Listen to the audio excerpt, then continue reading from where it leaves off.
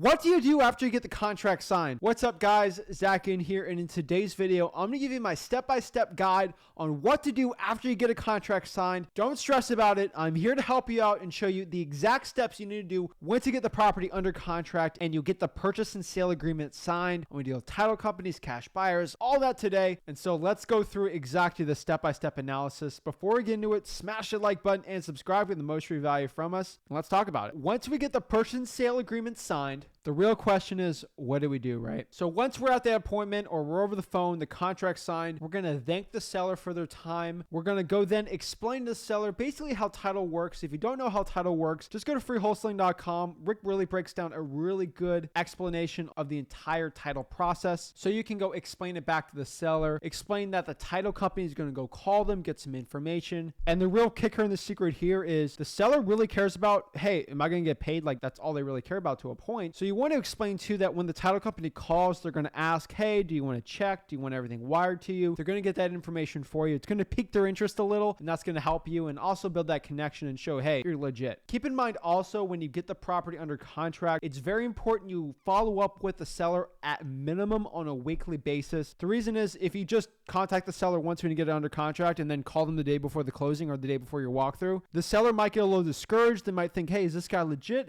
Or is she not legitimate? You could lose the deal over this. So I recommend you do weekly follow-ups. I know most people don't want to weekly follow up and call the seller. It seems like a waste of time, but I'm telling you right now, it's a really good insurance policy on you keeping this deal. I get asked all the time, like, Zach, what do I say during these follow-ups, right? We're just talking about them. Hey, how's it going? Just calling you this week, just seeing how everything's going with the move. How's the moving going? Did the title company reach out to you? Any title problems? Things look pretty smooth.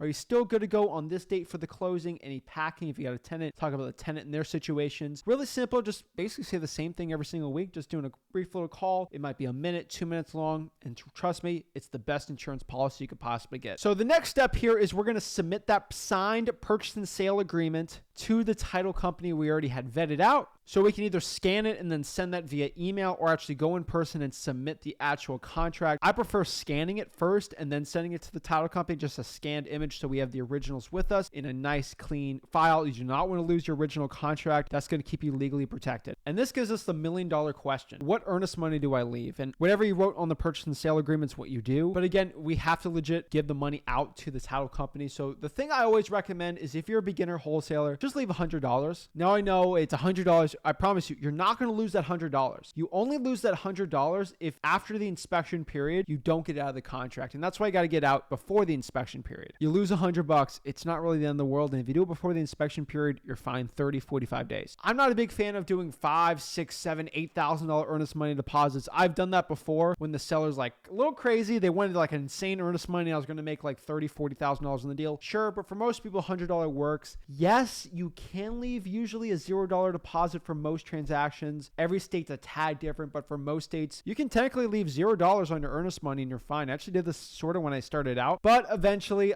more and more wholesalers started trying to take advantage of me due to my age, and they kept trying to steal the deal, clouding the title, all this stuff. I've gone to court on so many deals where older, richer wholesalers, especially when I was starting out, tried to steal deals from me. And the only thing that saved my butt with a judge was I had my earnest money deposit there. Paid so many lawyers. They've all told me, Zach, just leave an earnest money deposit. I know you technically can leave a $0 earnest money deposit, but $100 is just going to make it so much better. We're a 7-figure wholesaling operation. We leave $1,000 deposits because on a yearly basis, we usually got to contest 4 to 5 contracts. That's like 100 to 200 grand worth of profits we have in dispute, and $1,000 deposit always helps us win those cases. So that's what we do in my personal business. I prefer $100 for beginners out there. And we give that to the title company, make sure we put in the memo that it is for the earnest money deposit, and we get confirmation that the deposit is in there. And the key here is we make sure we tell the title company this, that we need the title company to at least on a weekly basis or a bi-weekly basis. I prefer weekly. Some title companies like bi-weekly, but a good wholesaling title company understands that the title company contacting the seller builds trust, kind of like us following up. It's like following up twice a week, except the title company gets to follow up, and just build a connection, have them follow up with the seller, making sure everything's good. They have no title questions. The closing's all ready to go. They get information from the seller. I'm telling you, it's like doing 2 follow-ups a week.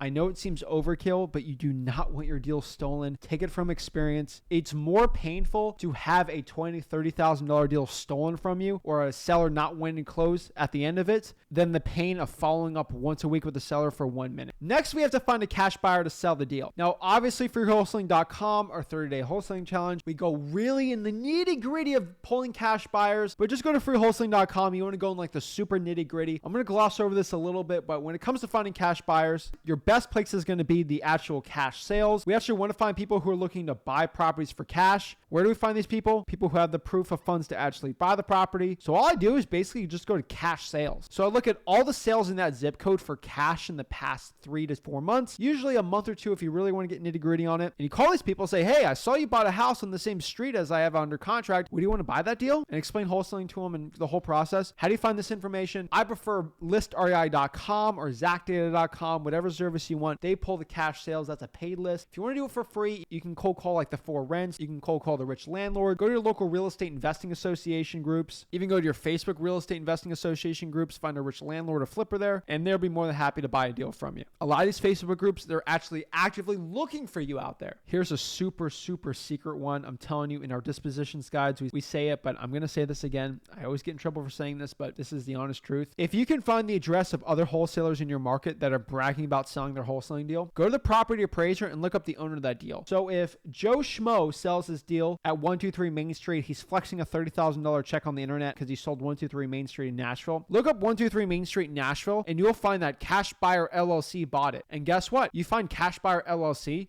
you just look up their address, skip trace them, call them, and then boom, you found a cash buyer. Not the best way to find a cash buyer. A lot of people don't like that way of finding cash buyers, but it gets results and it is 100% one of the best ways to find legit cash buyers. And hey, if you're flexing on the internet, you doing a bunch of deals, hey, you're just a sitting target for us to take your cash buyers. Technically stealing cash buyers the ethical way. Next thing we're going to do is once we find that cash buyer, we're going to vet them, make sure they're a legit cash buyer. The thing is, you go in these Facebook groups, you find someone who says, oh, I'm a cash buyer, I'm a cash buyer, I'm a cash buyer. The truth is, a lot of them aren't real cash buyers. And at the end of the day, money talks. And there's so many beginner wholesalers, 18, 19-year-olds that say, oh, I work for a hedge fund, I work for this big fund. The thing is, how do you separate those people, the wannabe cash buyers, the wannabe people, the fake flexers out here on the internet, and the real ones? It's just to get a proof of funds, right? And that's what we're going to do. So we're going to ask our cash buyer, hey, can you show me a proof of funds that you actually have the money in your bank account, either a letter from the bank or a bank statement showing it? Remember, we are not going to accept a hard money loan agreement